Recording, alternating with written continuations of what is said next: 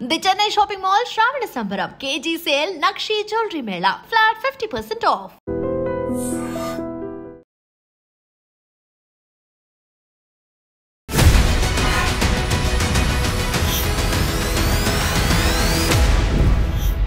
నమస్తే, నేను Kavitha. Welcome to I dream. ప్రస్తుతం నేనున్నాను ఫ్రీమాంట్లో, ఇక్కడ కాలిఫోర్నియా. ఎందుకని వచ్చాను? Main reason, Telangana development forum 25 years celebrations చేసుకుంటోంది, సిల్వర్ జూబ్లీ సెలబ్రేషన్స్. మనతో పాటుగా ఎమ్మెల్సీ కోదండరామ్ గారు ఉన్నారు. హలో సార్, నమస్తే. సార్, టీడీఎఫ్ అనగానే తెలంగాణ డెవలప్మెంట్ ఫోరం 25 years అవుతుంది. 2020లో స్టార్ట్ అయింది. 25 years అంటే చాలా సైలెంట్గా వర్క్ చేసుకుంటోంది. యూజువల్గా ఇప్పుడు పెట్టుకున్నటువంటి 3 రోజుల సెలబ్రేషన్ కూడా ప్రగతి తెలంగాణ. ఏంటి సార్ అంటే, ఇక తెలంగాణ రాష్ట్ర సాధన కోసం వాళ్ళు చేసిన కృషి మామూలు కృషి కాదు. చాలా అప్పుడు జయశంకర్ గారు వచ్చి ఇక్కడ తెలంగాణ ఆవశ్యకత గురించి వివరిస్తూ సమావేశాలు పెట్టాడు. ఆ సమావేశాల ఫలితంగా ఇక్కడ టీడీఎఫ్ అనే సంస్థ ఇక్కడ వాళ్ళందరూ కలిసి వాళ్ళు పెట్టుకొని తెలంగాణ రాష్ట్ర సాధన కోసం వాళ్ళు పనిచేసారు. వాళ్ళ పద్ధతుల్లో వాళ్ళు పనిచేశారు. ఆ క్రమంలోనే ఇక్కడ బతుకమ్మ పండుగలు జరుపుకోవటం ఇవన్నీ కూడా ప్రారంభమైంది. అట్లా రాష్ట్రం సాధించుకోవటంలో ఒక పాత్ర పోషించిన తర్వాత మరి తెలంగాణ ఏర్పడ్డాక ఏం చేయాలనే ప్రశ్న కూడా వస్తుంది కదా. వాళ్ళంతా తెలంగాణ అభివృద్ధి కోసం మన వంతు కృషి చేద్దామని నిర్ణయించుకొని అక్కడి రకరకాల ప్రయోగాలు, ఎవరికైనా అంతే కదా, ఒక రోజుతో ఆలోచన రాదు. ఆ ప్రయోగాల ఫలితంగా వాళ్ళు చివరికి తీసుకున్న నిర్ణయం ఏంటంటే, తెలంగాణ సమస్యల మీద చర్చ చేయాలి. తెలంగాణలో తలెత్తుతున్న సమస్యల మీద చర్చ చేయటమే కాక పాలసీ డాక్యుమెంట్ లాగా నిర్దిష్టంగా తయారు చేయాలి. వాటిని ప్రభుత్వానికి అందజేయాలి. అవి అమల్లోకి తేవటానికి ప్రయత్నం చేయాలి. అంతేకాకుండా తమకు తోచిన పద్ధతుల్లో తాము ఈ అభివృద్ధి కార్యక్రమాల్లో పాల్గొనటం. స్కూళ్ళ అభివృద్ధి కోసం చాలా కార్యక్రమాలు చేస్తున్నారు. ఇట్లాంటి కార్యక్రమాలు చేయటం వేరే సంఘాలు కూడా చేస్తుండొచ్చు. యూజువల్గా మీరు ఇన్నేళ్లలో చూసినప్పుడు దానాలు, ఆటాలు, నాటాలు ఇవన్నీ చూసిన తర్వాత దానికి టీడీఎఫ్కి ఉన్నటువంటి తేడా ఏదైనా ఉందనిపించిందా సార్? అంటే టీడీఎఫ్ తెలంగాణ మీద ప్రధానంగా దృష్టి పెట్టి పనిచేస్తుంటుంది. రెండోది ఏంటంటే, ఇది వాటితో పోలిస్తే చిన్నది, వయసులో చిన్నది అయినప్పటికీ కూడా చాలా ప్రత్యేకంగా చెప్పుకోవాల్సింది ఏంటంటే, ఒక నిబద్ధతతో ఒక సమూహంగా వాళ్ళు తెలంగాణ కోసం పనిచేయటం అనేది ఇక్కడ ప్రత్యేకంగా చెప్పుకోవాల్సిన విషయం. ఎక్కడ తెలంగాణలో ఏ సమస్య తలెత్తినా వెంటనే వాలిపోయి సమస్యను అర్థం చేసుకొని పరిష్కారానికి తమ వంతుగా ప్రతిపాదనలు తయారు చేసి ఆ తర్వాత వాటి అమలు కోసం తమ ప్రయత్నం తాము చేస్తూ ఉంటారు. ఎన్ఆర్ఐలు చాలామంది చేస్తుంటారు, కానీ ఒక సమిష్టిగా, ఒక సంఘటితంగా టీడీఎఫ్ అనే బ్యానర్ మీద ఈ పని చేయటం చాలా సంతోషదాయకం, అభినందనీయమైనటువంటి కృషి ఇది. చాలా ఈ క్రమంలోనే 25 ఏళ్ల క్రమంలో బాగా సాన్నిధ్యం కూడా ఏర్పడ్డది.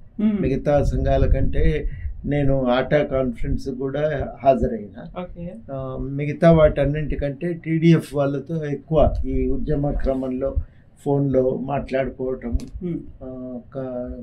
ఆన్లైన్ కాన్ఫరెన్సెస్ జరుపుకోవటము, అట్లా రకరకాల పద్ధతుల వల్ల తెలంగాణ ఉద్యమంలో భాగస్వాములై తెలంగాణ రాష్ట్ర అభివృద్ధిలోనూ కూడా ఒక పాత్ర తీసుకోవటం, ఆ క్రమంలో చాలా కలిసి పనిచేయటం వల్ల మిగతా సంఘాల కంటే మాకు టీడీఎఫ్తో కొంత సాన్నిధ్యం పెరిగింది.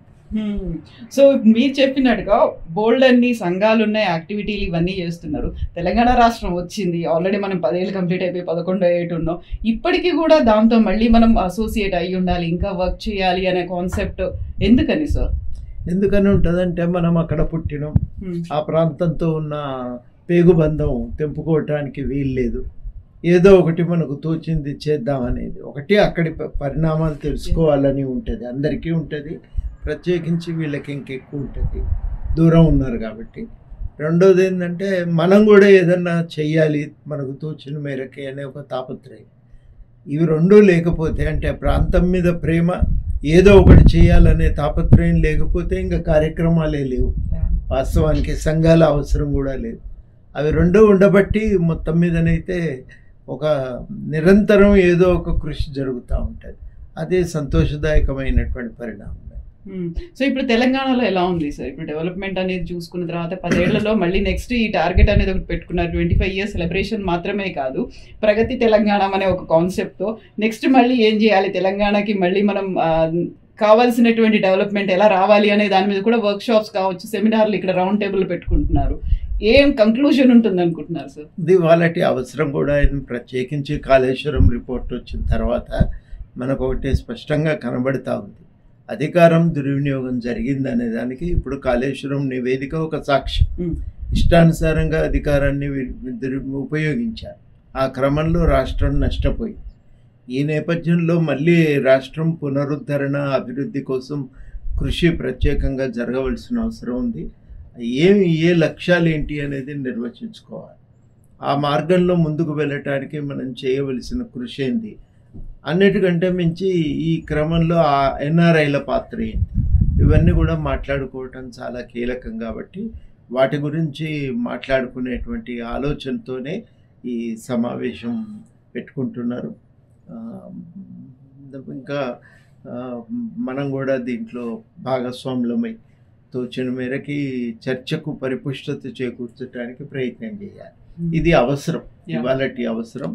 ఈ చర్చ ఇక్కడ మొదలుగా అయింది, కానీ ఇక్కడితో మాత్రమే కాకుండా తెలంగాణలో కూడా ఇది చాలా సీరియస్గా జరగవలసినటువంటి చర్చని, ఈ చర్చను కొంత సీరియస్గా మనం ముందుకు తీసుకొని పోవటానికి ప్రయత్నం చేయటానికి ఇక్కడ జరిగే ఈ కార్యక్రమం టీడీఎఫ్ ఈ 25 ఏళ్ళ సందర్భంగా జరుపుతున్న చర్చ అది దోహదపడుతుందని, దానికి జీవం పోస్తుందని, దానికి కొంత ఒక దిశ ఏర్పాటు చేస్తుందని చెప్పి నేను భావిస్తాను. ఇప్పుడు కాళేశ్వరం అనేది ఒకటి వచ్చేసింది కాబట్టి కాళేశ్వరానికి సంబంధించి జరుగుతున్నటువంటి ఆరోపణలు కావచ్చు, ప్రత్యారోపణలు, పవర్ పాయింట్ ప్రజెంటేషన్లు ఇవన్నీ ఉన్నాయి. చర్యలు తీసుకోవాలి అనేది ప్రధాన పక్షం అయితే భావిస్తోంది. ప్రభుత్వం తరఫున చర్యలు ఉంటాయి అనేది అసెంబ్లీలో మళ్ళీ చర్చలు ఇవన్నీ ఉన్నప్పటికీ కూడా పీసీ ఘోష్ కమిషన్ ఇచ్చినటువంటి 700 పేజీల నివేదికలో ఏముంది? యాక్చువల్గా తప్పంతా కేసీఆర్దే అన్నట్టుగా వస్తున్నటువంటి వార్తలు, కథనాలు, విశ్లేషణలు మీరేమనుకుంటున్నారు సార్? అందులో ఏం జరిగింది? అంటే మొత్తంగా రిపోర్ట్ అయితే మనకు ఇంకా అందుబాటులోకి రాలేదు. పేపర్లో వచ్చింది, కానీ దాని సారాంశం అక్కడ ఇక్కడ చదివిన దాని ప్రకారం కానీ 2 మాటలు కమిషన్ చాలా స్పష్టంగా తేల్చి చెప్పింది. ఇది వ్యక్తుల నిర్ణయమే కానీ ప్రభుత్వంగా చేసిన నిర్ణయం కాదు అని. అదే చాలా కీలకం. దాంట్లో ప్రధాన భాగస్వాములు ఇరిగేషన్ మంత్రిగా హరీష్ రావు గారు, ముఖ్యమంత్రిగా కేసీఆర్ గారే దీంట్లో ప్రధాన పాత్రధారులు అని. ఒక మౌనం వహించిండు ఆర్థిక శాఖ మంత్రి అనేది ఆయన మీద, ఈటల రాజేందర్ గారి మీద కూడా ఒక అభియోగం. రెండవది ఇంకా కీలకమైన వ్యాఖ్య వాళ్ళు ఏం చేసిందంటే, తెలంగాణకు జీవధారగా మారవలసినటువంటి కాళేశ్వరం తెలంగాణకు యమపాశంగా మారింది, తెలంగాణను ఒక ఆర్థిక సుడిగుండంలోకి నెట్టింది, అప్పుల ఊబిలో దించింది అని మాట కూడా వాళ్ళు చాలా స్పష్టంగా తేల్చి చెప్పారు. దీనికి సంబంధించి అనేక సమాచారం క్రోడీకరించింది కమిషన్. పత్రికల్లో వచ్చింది చూసినా మనకు తెలిసిన సమాచారాన్ని బట్టి అర్థమైన దాని ప్రకారం కూడా మొత్తానికి చాలా సమాచారం సేకరించారు. ఎందుకు ఈ నిర్ణయం జరిగింది, ఎట్లా జరిగింది, ఈ నిర్ణయాల వెనకాల ఎవరు ప్రధానమైన శక్తులు, ఈ నిర్ణయాల ప్రభావం ఏంటిది, ఇవన్నీ చాలా లోతుగా అధ్యయనం చేశారు. తర్వాత ఘోష్ కమిషన్కు ఒక లాభం ఏం జరిగిందంటే, అప్పటికే ఎన్డిఎస్సి నేషనల్ డ్యామ్ సేఫ్టీ అథారిటీ వాళ్ళు ఒక టెక్నికల్ స్టడీ చేసి వాళ్ళు ఒక నివేదిక ఇచ్చింది. ఆ నివేదిక ఉండటం వల్ల ఘోష్ కమిటీ కూడా తన కార్యక్రమం తన సమీక్ష సులభమైంది. అట్లా ఆ సమాచారాన్ని కూడా దృష్టిలో పెట్టుకొని మొత్తం మీద తప్పు జరిగింది అనేది అయితే ఘోష్ కమిటీ చాలా స్పష్టంగా తేల్చి చెప్పింది అనేదే మనకు అర్థమవుతుంది. అందులో మొదట తప్పకుండా దీనికి కేసీఆర్ బాధ్యత వహించాలనే మాట అన్నారు వాళ్ళు. రెండవది ఏంటంటే, నిజంగానే రాష్ట్రానికి ఒక ఆధారంగా నిలుస్తుంది, మొత్తం ఆ ఇరిగేషన్కు మూలస్తంభంగా మారుతుంది అనుకున్నటువంటి సంస్థనే రాష్ట్రాన్ని బాగా ఆర్థిక సంక్షోభంలోకి, ఆర్థిక సుడిగుండంలో పడేసింది అనే మాట కూడా వాళ్ళు స్పష్టంగా తేల్చి చెప్పారు. చాలా కీలకమే. ఇది కేవలము ఒక ఒక నిర్మాణం గురించినటువంటి మాట మాత్రమే కాదు. ఒక ప్రభుత్వం 10 ఏళ్లలో తన అధికారాన్ని వినియోగించిన తీరుకు ఇది ఒక సాక్ష్యంగా ఉంది, ఒక గుర్తుగా ఉంది ఇది. కాబట్టి దాన్ని మనం అర్థం చేసుకున్నట్టయితే రాజకీయ ప్రభుత్వాలను ఎట్లా నడపాలి, అధికారాన్ని ఎట్లా చెలాయించాలనే పైన చాలా మార్పులు రావాల్సిన అవసరం ఉంది, చాలా సంస్కరణలు రావాల్సిన అవసరం ఉంది. ఒకరిద్దరు వ్యక్తులు తమ ఇష్టానుసారంగా నిర్ణయం తీసుకోవటానికి వీల్లేదు. చట్ట ప్రకారం పనిచేయాలి, చట్టానికి లోబడి, నియమాలకు లోబడి వాళ్ళు అధికారాన్ని నిర్వహించాలి. ఎవరి పని వాళ్ళు అక్కడ తమకు ఇచ్చిన బాధ్యతలను సరిగ్గా నిర్వర్తించాలి. ఇది జరగలేదు. కలగాపులకంగా ఒక వ్యక్తి ఇష్టానుసారంగా నిర్ణయాలు తీసుకున్నారు, మిగిలిన వాళ్ళందరూ కూడా దానికి మద్దతునిస్తూ పోయినారు. దానివల్ల జరిగినటువంటి లోపాలు ఇవాళ చాలా తీవ్రమైనటువంటి రాష్ట్రానికి ఒక ఆర్థిక భారాన్ని సృష్టించినాయి. దాన్ని మనం అర్థం చేసుకోవాలి. ఇట్లాంటివి పునరావృతం కాకుండా ఉంటే తెలంగాణ అభివృద్ధి సాధ్యమవుతుంది. మనం చాలాసార్లు తెలంగాణ అభివృద్ధికి రాజకీయాలకి ఏం సంబంధం అనుకుంటాం, కానీ ఈ రాజకీయాలు మారకపోతే అభివృద్ధి సాధ్యం కాదు. అప్పుడు ఏమవుతుంది, కొంతమందికి లాభం జరుగుతుంది కానీ రాష్ట్రానికి మేలు జరగదు. అందరికీ మేలు జరగాలి రాష్ట్రంలో అని అంటే అప్పుడు ఈ రాజకీయాలు పోవాలి, రాజకీయాలు మారాలి, ప్రభుత్వ పని విధానం మారుతుంది. అప్పుడు ప్రభుత్వ పని విధానం మారితే ఉన్న వనరులతో రాష్ట్రాభివృద్ధి గురించి సీరియస్గా చర్చించుకోవటానికి వెసులుబాటు కలుగుతుంది. ఆ చర్చను ముందుకు తీసుకెళ్లే దగ్గర ఈ టీడీఎఫ్ లాంటి వాళ్ళు పెట్టేటువంటి మీటింగ్స్ చాలా ఉపయోగంగా ఉంటాయి, దోహదపడతాయి. నేను అనుకోవటం సందర్భం చాలా కీలకమై, ఒకవైపు రాష్ట్రంలో ఈ కమిషన్ల నివేదికలు వచ్చి, ఇంకోవైపు కులగణన జరిగి దానిపైన కూడా ఒక నివేదిక వచ్చిన నేపథ్యంలో ఈ చర్చకు చాలా ప్రాధాన్యత ఉంది. రేపు ఏం చేస్తాం, మనం ఏం చేయవలసి ఉంటుంది అనే దానిపైన చాలా లోతుగా ఆలోచించుకోవటానికి ఈ నివేదిక, ఈ చర్చ ఉపయోగపడుతుందని నేను అనుకుంటున్నా. అందుకని చాలా కీలకమైన సందర్భం, చాలా కీలకమైన సమావేశం అనేది నా అభిప్రాయం. సరే, ఇప్పుడు నీళ్లు, నిధులు, నియామకాలనే తెలంగాణ రాష్ట్రం వచ్చింది. 10 ఏళ్ల పాలనలో కాళేశ్వరంకి ఇచ్చినంత ప్రయారిటీ కేసీఆర్ ప్రభుత్వం దేనికి ఇవ్వలేదు. సో ఇప్పుడు 1 కోటి ఎకరాల మాగాని చెయ్యాలి అనుకున్నప్పుడు ఇన్ని ప్రాజెక్టులతో ఇన్ని ఎకరాలకు నీళ్లు వచ్చినాయి, వరి ఇంత పండింది, రికార్డ్ స్థాయిలో వచ్చింది అనుకున్నప్పుడు అందులో ఏదో చిన్న అవకతవకలు జరిగాయి అనే దాని మీదే ఫోకస్ పెడుతున్నారు, మిగతా దాన్ని ఎందుకు చూడట్లేదు అనే మాట. వాస్తవం అట్లా లేదది. పండిందంత కాళేశ్వరం వల్లనే అనుకుంటే చాలా పొరపాటు.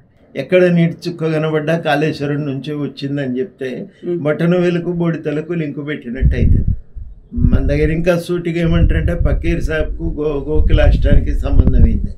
ఇట్లా ఉండదు, దేని వ్యవహారం అదే.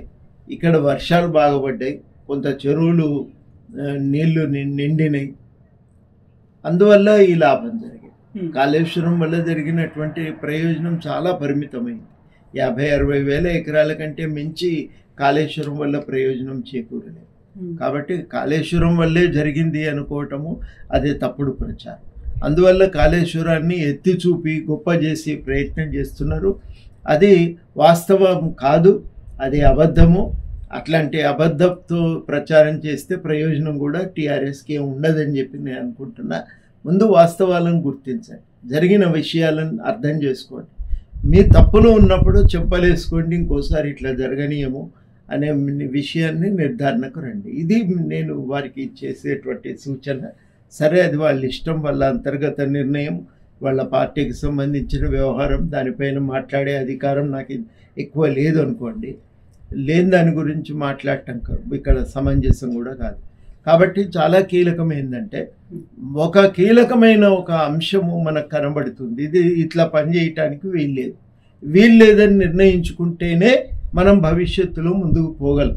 కాబట్టి కాళేశ్వరం నివేదికను దృష్టిలో పెట్టుకున్నప్పుడు మొట్టమొదట ముందు ఈ పని విధానం ప్రభుత్వాలు వదులుకోవాలనేది నిర్ణయించుకోవాలి.